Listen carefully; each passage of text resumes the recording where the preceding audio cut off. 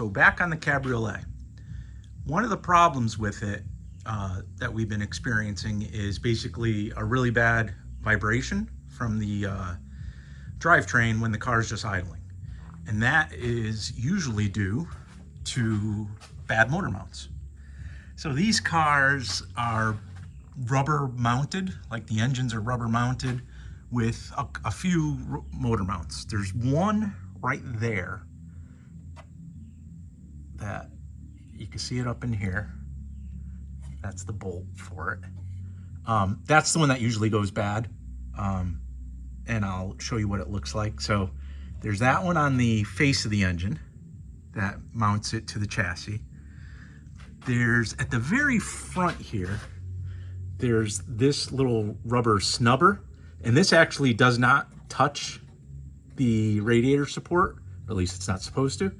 It's supposed to make contact under load or when the engine is being torqued.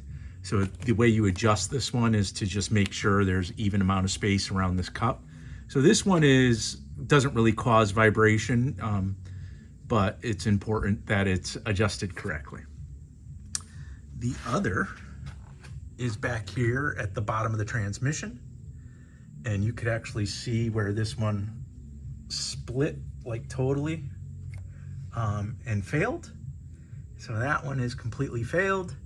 And then there's one more all the way on the transmission side that right there that basically mounts the transmission to this frame horn. And that's really it. And a couple things. When they go bad, the engine basically sags, right? They sag, the engine basically sits lower than it's supposed to, and it causes the vibration. The other thing it causes, which this car is also experiencing, is misalignment of the shift linkage. So this car is a pain to get into first. So if you're experiencing that, I could, when I adjust this motor mount, so if I loosen it, kind of lift the engine a little and tighten it, the shifting is perfect. But over a little bit of time, that rubber mount, because it's so fatigued, sinks, and the shifting becomes problematic again. So we're going to replace those mounts. They're this one is easy, this one is really super simple, and this one is probably the biggest pain, but it's not horrible, especially when you have a lift like this and you have easy access to underneath the vehicle. So here are the replacements. Here are the replacement mounts. So this is the one that goes under the transmission, and pretty straightforward. The other ones I want to show. This is what you get. So this is the one that mounts the transmission on the driver's side, the transmission to the frame horn. And this is what you get. It's basically a piece of rubber, the rubber mount bonded to a steel outer ring here. And this is difficult to put into your vehicle because this is what the actual mount looks like that's bolted to the transmission. And there's the part. You see how it's pressed in there? So what I did is I was fortunate enough to have the bracket, an extra bracket for the transmission side, and this is the bracket for the engine side. And what I did ahead of time for the transmission, or like the engine one, is I pressed out the old one and I pressed in the new one. So now I just do a whole swap of this component onto the engine. If you don't have extras, basically you're gonna remove this part from the car, you're gonna remove this part from the car, and then you have to, I did it on a vise with a wheel bearing removal tool, but ideally if you have like a hydraulic press or go somewhere that has a press, you're gonna press out the old part and then press in the new one. So I haven't done that here. I have to press this guy out and press this guy in. I could either do it to this one or do it to the one that comes off the car. But the engine side one I already did. So it's really gonna be removing those 4 bolts that hold it in and the main bolt here, and just put this whole piece on. Hope that makes sense. But there is the extra step, you know, when you get your mounts, this is what you're going to get. And the extra step is you have to remove the bracket from the car, press out the old mount, press in the new one. They do sell upgraded mounts, so they sell urethane. A lot of people use the ones from the diesel. I guess the diesel mount has a little more rubber in it, so it's a little firmer. They sell inserts that go into, so you see these empty spaces here. It's a urethane insert that slides in to fill those spaces and again prevent the sag, but the firmer these mounts are, the more vibration you'll get regardless. So I am going with the OEM kind of rubber mount. It's not a performance car. I just want it to run as smoothly as possible. And it doesn't get driven a whole lot anyway. So I'm going to go with these, and if I ever, if this fatigues again and wears out, I'll consider upgrading. So this one, we're going to replace this mount. This one's pretty straightforward. There are 13mm nuts on each side here.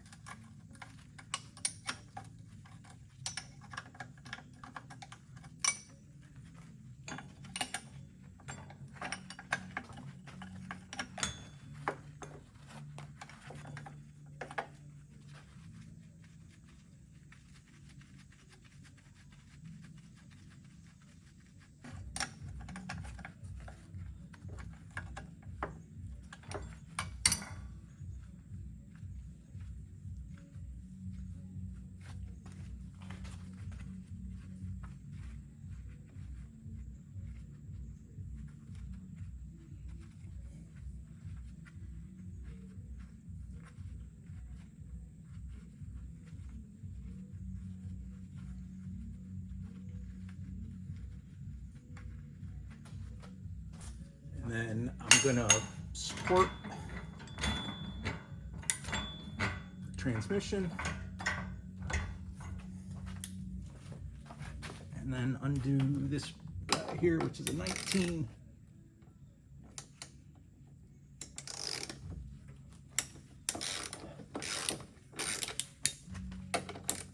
Then we're gonna see if I could pick up on the transmission enough to clear this bolt. Otherwise, then I'll have to take the whole bracket off with these two other nuts.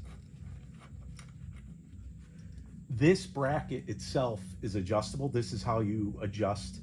You loosen these two bolts to adjust the alignment of the entire engine and transmission, which helps you adjust the alignment of the shift linkage, which is right here. So let's see if I crank up on this, if I could free that. Taking these two nuts off to remove the whole bracket because there's really not enough clearance to get the whole mount out. And again, the transmission is being supported by the stand.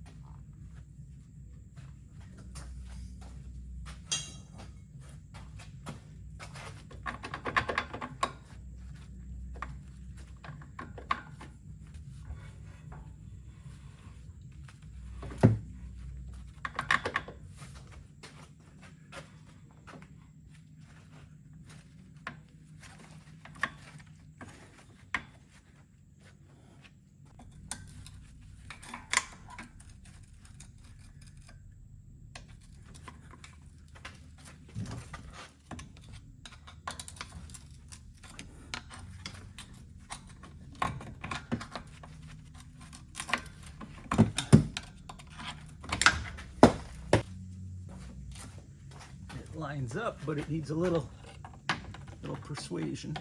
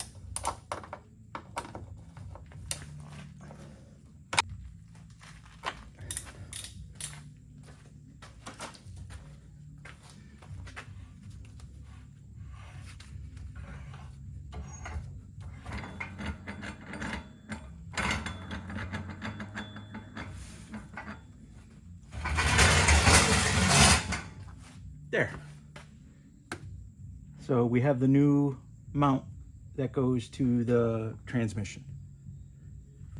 So the new mount is in. And again, we'll adjust the alignment of the engine and transmission when all the mounts are replaced. But this one's in, and you can see how different it looks, where the other one was all smushed in there. You can see that this one is definitely holding everything up a little better. And really quickly, here's the mount that we removed. And you can see where it totally failed right here. You can see the split in the rubber all the way across. Completely split. You see the daylight through it, which basically you can see how compressed it is, even like this, right? This top surface is lower on this side. It's not perpendicular to the bottom. And if you look at the one that's in there, it's nice and perpendicular. Right, and this one's squished. So one down. Next, we're going to tackle the one on the passenger side, right there. And I'm going to do that in a separate video. So each of these will be their own video.